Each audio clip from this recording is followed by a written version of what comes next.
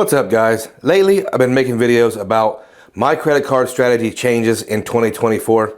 And while there have been some pretty wild changes, one thing is staying the same. Even though I'm gardening this year to get under Chase 524, that doesn't mean I don't need some sign-up bonuses. At least for the first 6 months of 2024, new cards will be very slow and will likely exclusively be business cards, because we all know most business cards will not report to your personal credit. My first new credit card of 2024 is the Alaska Airlines Visa Business Card. In this video, I'm going to tell you about this card. After that, I'm going to tell you why I got it and how I'm going to use it. Finally, I'm going to list a few Alaska Airline programs' sweet spots as far as points redemptions go. I'm hoping most of you can pick up some gems with this video, because after diving into these sweet spots, I was pleasantly surprised. So if you like videos about credit cards, points, miles, cash back, or travel, slap that like button and consider subscribing as well. With all that out of the way, let's get into it. First off, this is an airline card, and I'm one that doesn't think most airline cards are worth it long term, but I think they're just fine in specific use cases, and the more I get into this one, it could be worth keeping. Does the card have a bonus? Absolutely it does. You may have seen folks mentioning the limited time bonus of $70,000 on the consumer version of this card, but I found a link to a 75,000 point bonus for this business version, and I thought, that's quite a lot of Alaskan miles, which are generally very valuable, as you'll see later in this video. So 75,000 Alaskan airline miles for spending $4,000 in the first 90 days of opening the card. That sounds like a lot of spend, but I have news for you folks. Those spending requirements are just like everything else. They're going up. Normally, I don't think I'd want to put a whole lot of spend on a card like this, but wait until you see what I want to use that bonus for. It'll probably make sense. Now here's the weakness of the card and most airline cards, the earnings. See, airline cards rarely seem to earn well, and this card's no exception. The card obviously earns Alaskan airline miles, and it earns 3 times on Alaskan Air purchases, 2 times on gas and EV charging, and on local transit, including ride shares, and 1 mile, of course, on everything else. So pretty bad in earnings. The annual fee is a little wonky in the way that it is $70 for the company and $25 per card. I don't see a reason for me to need an authorized user card, so I guess that makes this card $95 a year. So how do we mitigate that annual fee? Let's check out the benefits. As with most airline cards, the more you fly this airline, the more value you get. How often do I fly Alaska? Well, I've never flown Alaska. They have 1 flight out of my home airport, and that is to Seattle. But that's not why I got the card anyway. Let's get the superpower out of the way first, because I do think this one is interesting. The card, as part of the bonus, grants the user Alaska's famous companion fare. This is $99 plus taxes and fees. This could be a great money saver if you want to get creative. And you can also earn an additional companion fare each anniversary after you spend $6,000 or more on purchases within the prior year. And I will likely mention how I may use that companion fare later on in the video. The card grants the user a free checked bag for themselves and up to 6 guests on the same reservation, but only when you pay for the flight with this card. You'll get priority boarding, again, when paying for the flight with your card. I think that's a bit limiting, because other airline cards don't have the requirement of using the card for payment.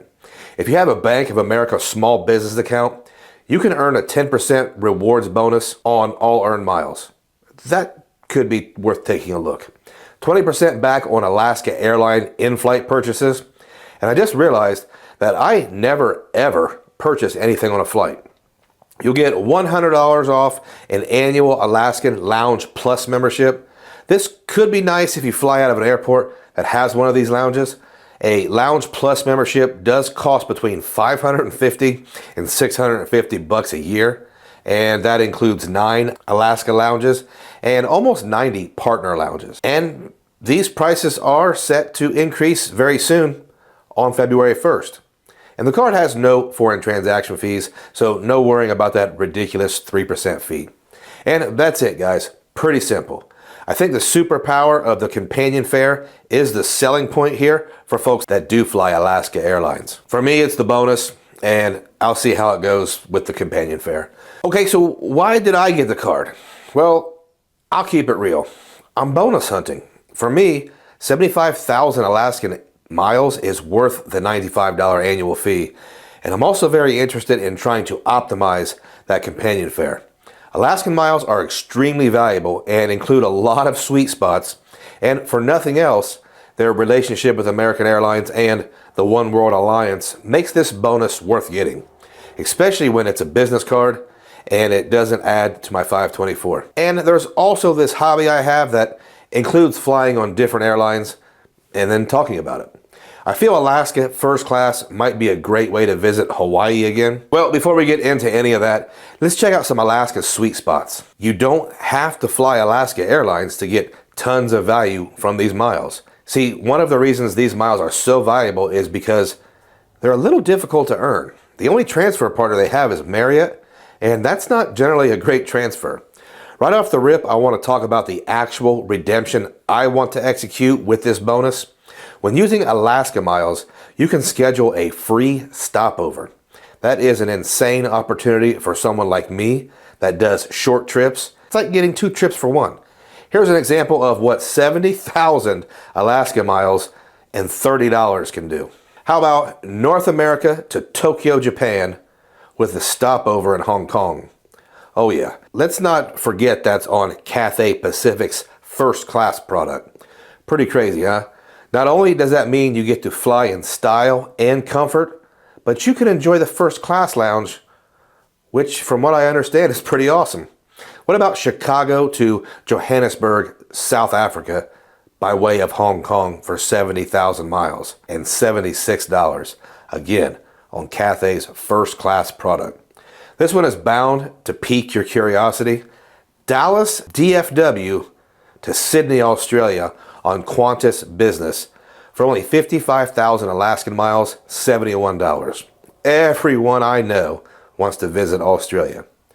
One that looks especially appealing to me is Chicago to Iceland on Iceland Air's business class, 50,000 miles and $10. Now, full disclosure, that one does not seem all that luxurious, but it's a great way to get where you're going, right? On top of all kinds of great domestic redemptions, you can fly this one. Now, this does seem like it could be one of the best redemptions in the game. You can fly anywhere in Asia for this price, and you can include that free stopover. I want to execute this one. Chicago to Tokyo with a stopover, then on to Seoul, Korea on Japan Airlines first and business class. 70,000 Alaska miles, $62. See, I want to execute at least one of these redemptions while there's still the opportunity. Earn and burn, guys.